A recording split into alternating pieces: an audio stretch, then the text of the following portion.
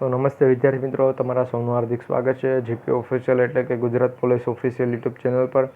તો કોન્સ્ટેબલની તૈયારી કરતા તમામ ઉમેદવારો માટે ખુશખબર આવી ગઈ છે. પરંતુ શું ખુશખબર છે ભાઈ?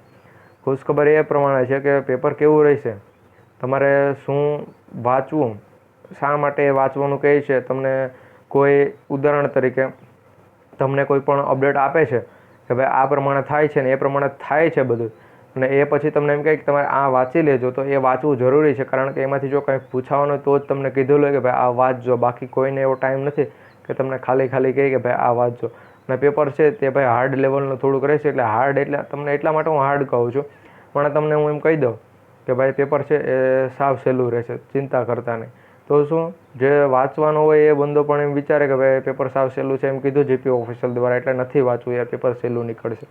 એટલે ભાઈ તમને હાર્ડ જ કહેવું પડે. બાકી તમે વાંચો ને પછી ફેલ થાવ ને પછી અમારી માથે કહો કે સાહેબ તમે તો આમ કહેતા હતા ને પેપર તો સહેલું રહેશે ને આ પેપર તો બહુ અઘરું આવ્યું, હું તો પાસે નહીં થાય સાહેબ. એટલા માટે તમને કહે પેપર ખૂબ હાર્ડ રહેશે, ખૂબ હાર્ડ રહેશે ને ખૂબ હાર્ડ રહેશે. એટલે તૈયારી સારી કરજો. છેલ્લા તમારી પાસે 20-25 દિવસનો સમય હશે.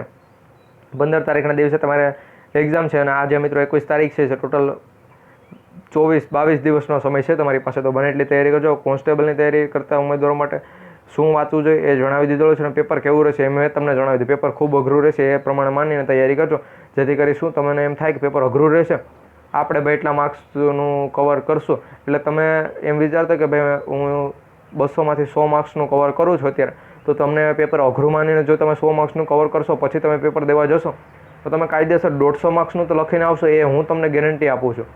કારણ કે તમને એમ હોય કે અઘરું પેપર આવે ને તમે એ પ્રમાણે તૈયારી કરવા બેસો. બાકી તમારા મનમાં એમ વિચારશો કે ભાઈ પેપર સહેલું હશે, તૈયારી કરશો તો તમને કંઈ એટલું નહીં યાદ રહી શકે.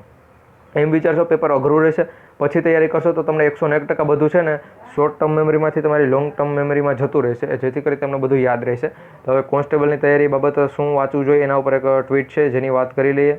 અહીંયા મિત્રો અશોક દામા તરફથી આપણે LRDમાં જો સારા માર્ક્સ લાવવા હોય તો તમારે મેથ્સ એટલે કે ગણિત, રિઝનિંગ અને બંધારણ આ ત્રણેય વિષયો છે વધુ ધ્યાન આપવું. કારણ કે ભાઈ આમાંથી સારા એવા પ્રશ્ન પૂછાશે અને તમને પ્રશ્ન આવશે એટલે તમને વિચારમાં આમ ઘડીક પાડી દેશે એટલે આ શું છે. પરંતુ આને વધુ સમય આપજો ને રિવિઝન વધારે કરજો. અને મિત્રો આ મેથ્સ, રિઝનિંગ અને બંધારણમાંથી ખાસ કરી અઘરું પૂછાશે એવી માહિતી મળે છે. બાકી મિત્રો મને તો એવું નથી લાગતું અઘરું પૂછામાં કીધેલું છું કે આનું ઉપર ધ્યાન ખાસ આપજો, તો તમારે બધાને દેવું જોઈએ. અને ખાસ નોંધ, કોઈ પણ વિષયને ભાઈ છોડી દેતા નહીં. બાકી તમને એમ થાય છે કે આ વિષયમાંથી કંઈ નથી કરવું તો મિત્રો એ વિષયમાંથી જ પૂછાશે, એટલે બેઝિક તો આવડવું જ જોઈએ, જેથી કરીશું તમે એમાં લોજિક લગાડીને આન્સર ટીક કરી શકો. આ પ્રમાણે માહિતી છે. માહિતી સારી લાગે તો વિડીયોને લાઇક કરી દેજો. ચેનલ પર નવા હોય તો સબસ્ક્રાઈબ કરી લેજો. મળીશું એક નવા વિડીયોમાં. જય હિન્દ, જય ભારત.